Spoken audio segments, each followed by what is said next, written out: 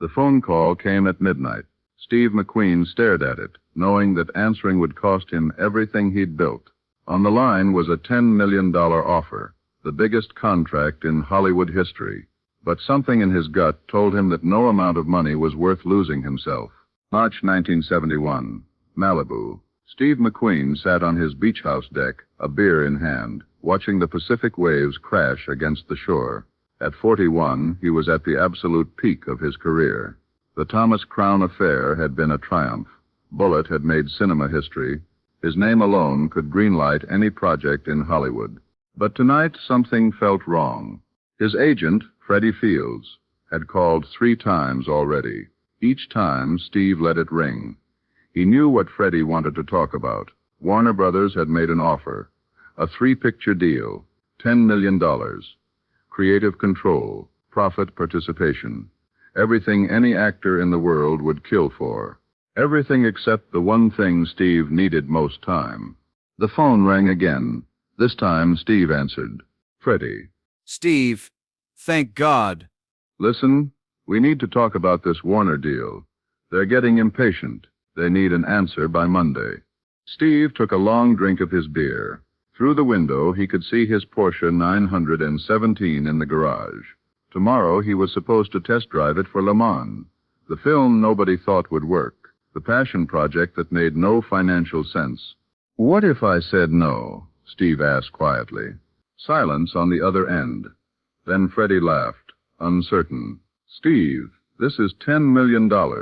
That's more money than... Than what? Than I need? Than I can spend? Steve interrupted. Freddie, I'm 41 years old. How many years do I have left to do the things I actually want to do? But what Steve didn't know was that his decision that night would change everything. Freddie's voice took on that patient tone he used when he thought Steve was being difficult. Steve, let's be rational about this. Warner is offering you the world. 3 films. You pick the projects. You pick the directors. They're basically handing you the keys to the kingdom. And in return, Steve asked, already knowing the answer. 2 years, maybe 3 with production schedules. It's nothing, Steve. 3 films and you're set for life. Steve stood up, walked to the edge of the deck. The ocean stretched out before him, endless and free.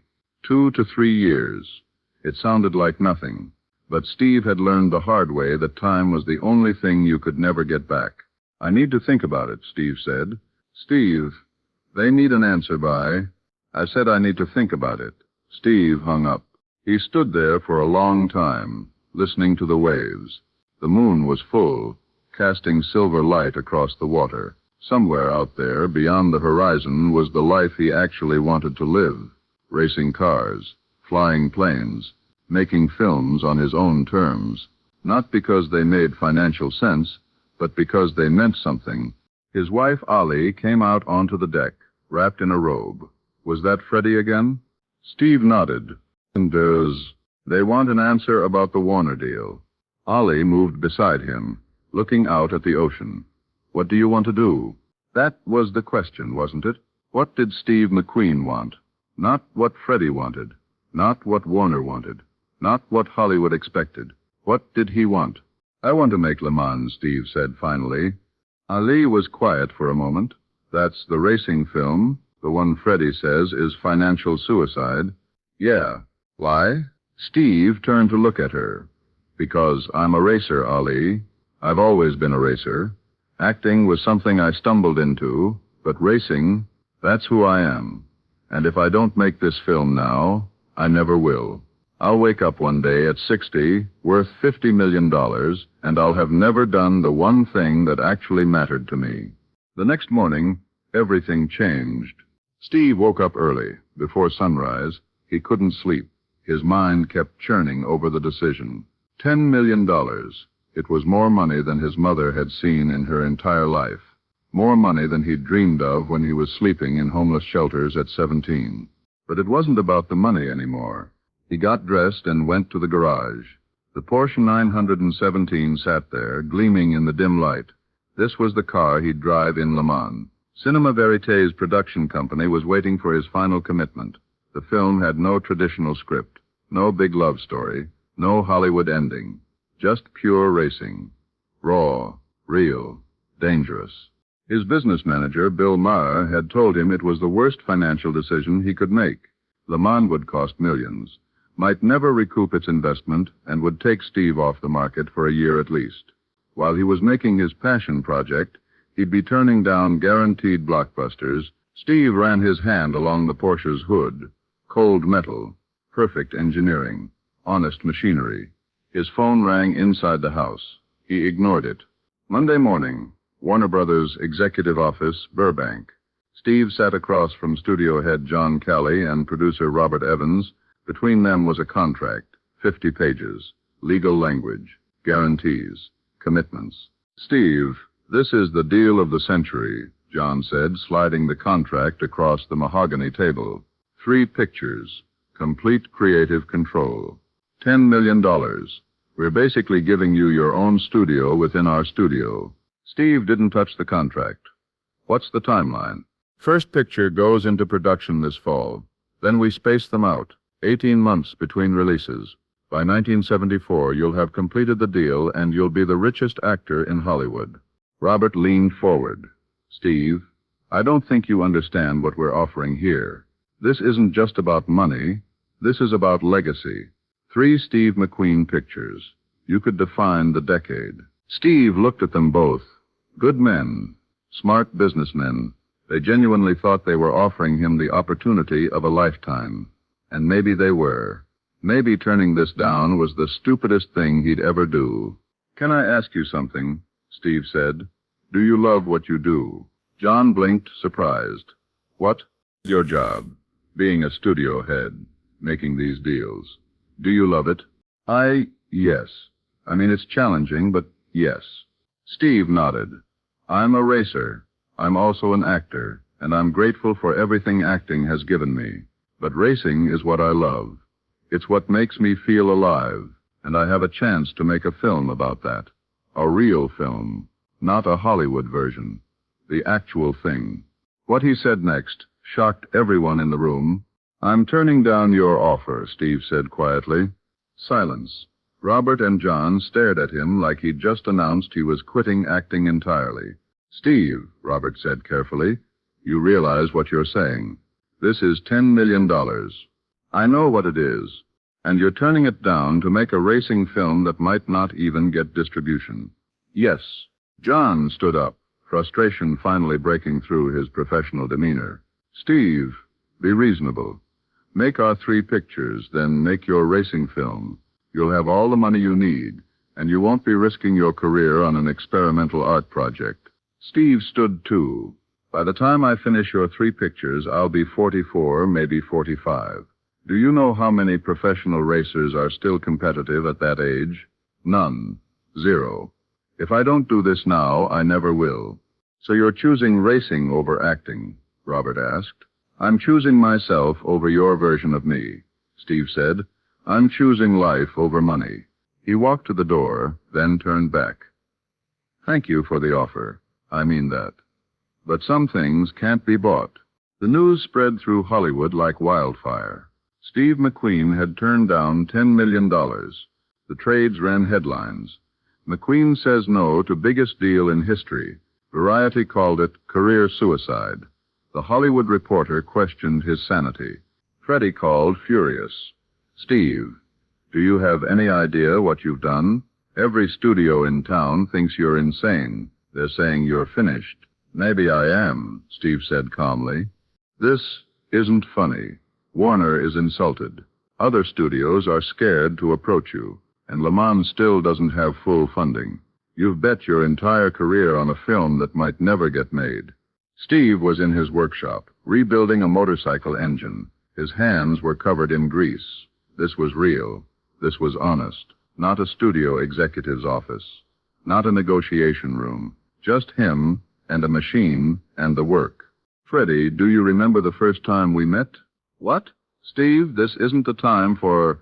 Do you remember? I was doing television. Wanted dead or alive. I was making $300 an episode. And I told you I wanted to be in movies because I wanted to tell stories that mattered. And you have. You've made incredible films. Have I? Steve wiped his hands on a rag. Or have I made films that made money? There's a difference. But the real shock came 3 days later. Steve was at Riverside Raceway, testing the Porsche for Le Mans when a studio executive from Paramount found him in the pit. Jerry Greenberg, a man Steve had known for years. Steve, can we talk? Steve removed his helmet. If this is about Warner, it's not. Well, not exactly. Jerry looked around at the racing crew, the mechanics, the cameras already set up for test footage. I've been authorized to make you an offer. Steve sighed. Jerry, I'm not interested in... Hear me out. Paramount wants to fund Le Mans. Full budget. We'll give you complete creative control. No studio interference. Make your racing film exactly how you want to make it. Steve stared at him. What's the catch? After Le Mans, you make one picture for us. Your choice of project. Reasonable budget. That's it. One film. And if Le Mans loses money... Jerry smiled. Then we lose money. Steve, you just turned down $10 million to make a film you believe in. That got people's attention. Not because they think you're crazy, but because they're wondering if maybe you know something they don't. Maybe authentic passion is worth more than calculated profit. Steve looked back at the Porsche, then at the track stretching out before him. One picture after Le Mans. My choice of project. Your choice. And Le Mans stays exactly as I envision it. No love story added in post. No Hollywood ending. Just racing. Just racing, Jerry agreed. Steve extended his hand, still covered in grease and rubber. Deal. June 1970, Le Mans, France. The actual Circuit de las Artes. Steve McQueen stood at the starting line at dawn, watching the sun rise over the track where the greatest race in the world was held every year. In a few hours, they'd begin filming. The production was massive. Multiple camera crews, professional racers doubling as actors, real racing cars going real racing speeds. Steve had insisted on doing his own driving. The insurance company had insisted he was insane. Eventually, they'd compromised Steve could drive in the majority of scenes, but not the most dangerous ones. He'd agreed, then ignored the agreement. Now suited up in full racing gear, Steve stood by his Porsche 917. Director Lee H. Katzen approached, looking nervous. Steve, we're ready for the opening sequence. You remember what we discussed? You'll do the start and the first lap, then we'll cut to your double for the high-speed sections. Steve looked at him. Lee, I'm doing all of it. Steve, the insurance isn't here. They're in Los Angeles. We're in France. And I'm not making a film about what racing looks like from the outside. I'm making a film about what it feels like from inside the car. You can't fake that. Lee opened his mouth to argue, then closed it. He'd worked with Steve long enough to know when the battle was lost. If you crash, then I crash. That's racing. What happened next would become legendary. The cameras rolled. Steve dropped into the Porsche's driver's seat, the tight cockpit wrapping around him like a second skin. The engine roared to life. Through his helmet, he could hear the radio chatter from the crew, the countdown, the distant sound of other cars warming up. Then the flag dropped. Steve launched forward, the G-force pressing him back into the seat. First gear, second, third. The engine screaming. 200 kilometers per hour on the straight. The world blurred. This was it. This was what it felt like to be alive. Not standing on a movie set with marks on the floor and dialogue to remember, but here now at the absolute edge of control and chaos. The Porsche handled like a dream. Steve carved through the curves. Every movement precise, years of racing experience. Countless hours in practice, all coming together in this moment. He wasn't Steve McQueen, the movie star. He was Steve McQueen, the racer, doing what he was born to do. When he finally came to a stop after the sequence, the entire crew stood in silence. Then someone started clapping. Then everyone, because they'd just watched something impossible. A major Hollywood star driving like a professional racer at speeds that could kill, with cameras capturing every moment. Lee approached as Steve climbed out of the car, pulling off his helmet. That was That was real, Steve said, grinning. For the first time in years, he felt completely, utterly free. But freedom came with a price. The production of Le Mans was grueling. 18-hour days, dangerous conditions, multiple crashes. Steve pushed himself and the crew to the limit. Some people quit. Others complained. But Steve wouldn't compromise. This has to be perfect, he told Lee after a particularly difficult day. This film has to show people what racing really is. Not the Hollywood version, the real thing. Steve, we're over budget. The studio is getting nervous. Let them be nervous. I didn't turn down $10 million to make a mediocre film. Weeks turned into months. The French summer grew hot. Tempers flared. Steve's marriage to Ali strained under the pressure of his obsession with the film. She rarely came to set anymore. One night, after a particularly brutal 16-hour shoot, Steve sat alone in his trailer. His body ached. His eyes burned from the wind and the speed. His hands were blistered from the wheel. His assistant brought him a message. Ali had called. She was flying back to California. She needed space. Steve stared at the message. The cost of his choice was becoming clear. The marriage that had meant everything to him was crumbling. His relationship with Hollywood was fractured. Financial security was uncertain, all for a film that might never find an audience. But then something unexpected happened. The next morning, Steve arrived on set to find his racing co-star, Derek Bell, waiting for him. Derek was a professional racer, one of the best in the world, who'd agreed to be in the film. Steve, can we talk? They walked out to the track, the morning mist still hanging over the asphalt. I've been watching you these past weeks, Derek said. The way you drive, the way you demand perfection. At first, I thought you were just another Hollywood guy playing at being a racer, but you're not, are you? Steve shook his head. I'm a racer who happens to act. I can tell. You know what's remarkable about this film? It's honest. Every racing film I've ever seen gets it wrong. They dramatize it. They make it about the crashes and the drama. But you're showing what it's really like. The concentration, the precision, the pure focus. This is the real thing, Steve. Steve looked out at the track, at the place where he'd risked everything to tell this story. That's all I wanted, just to show the truth. Derek smiled. Then you've succeeded. Whatever happens with this film commercially, you've made something real. That matters more than you know. June 1971. Le Mans premiered at the cinema in New York. Steve attended, nervous in a way he'd never been at a film premiere before. This wasn't just another movie. This was his soul on screen. The lights went down. For 106 minutes, the audience watched what Steve had created. A film with minimal dialogue, maximum racing, raw authenticity. No romantic subplot, no Hollywood ending. Just the pure experience of what it meant to race. When the lights came up, Steve couldn't read the room. Some people sat in silence. Others whispered to each other. The critics in attendance took notes furiously. The reviews the next day were mixed. Some called it a masterpiece of cinema verite. Others said a plotless experiment that will bore mainstream audiences. The box office was modest. Le Mans didn't lose money, but it didn't make the Warner Brothers fortune that Steve had turned down either. Freddie called vindicated.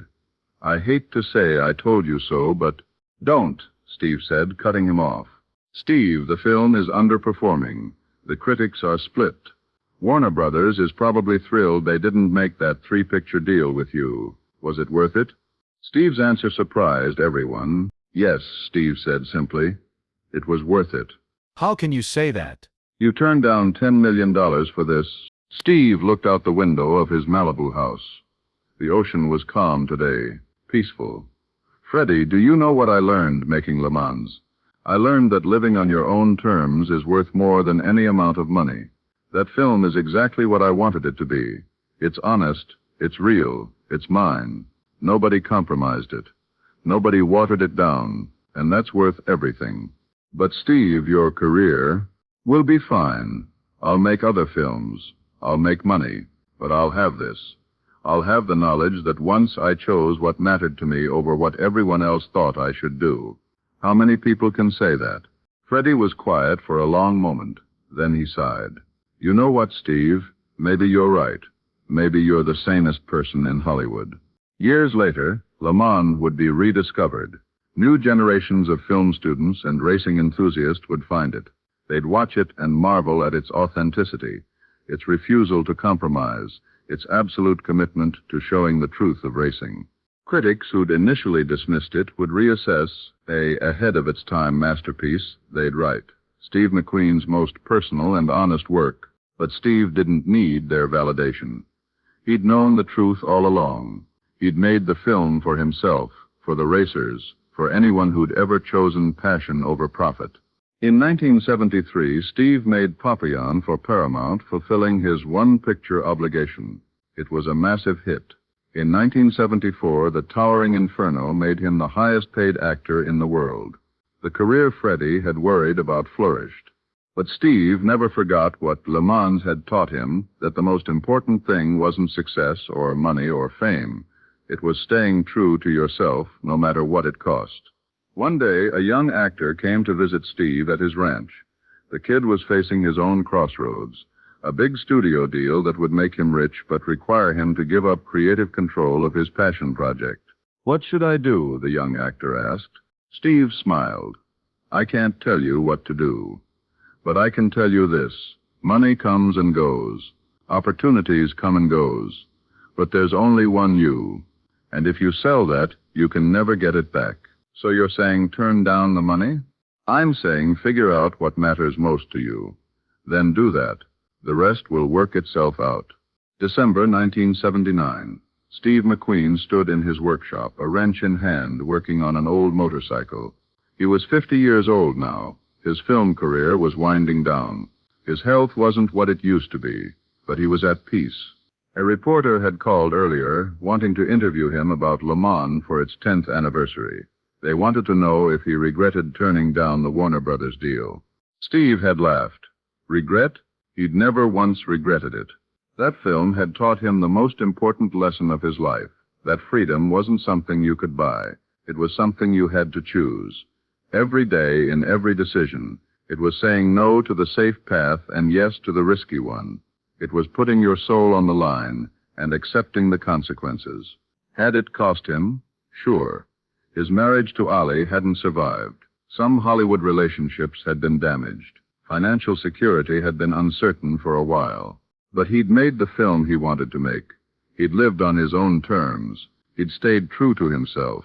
And in the end, that was worth more than all the money in the world. The phone rang at midnight, offering everything. Steve McQueen chose freedom instead. It wasn't the easy choice. It wasn't the safe choice. But it was his choice. And that made all the difference. Because success isn't measured in dollars or contracts or box office numbers. It's measured in the quiet satisfaction of knowing you didn't compromise who you were. It's measured in the ability to look yourself in the mirror and recognize the person staring back. Steve McQueen could have been richer. He could have been more famous. He could have played it safe. Instead, he was himself. And that's worth everything.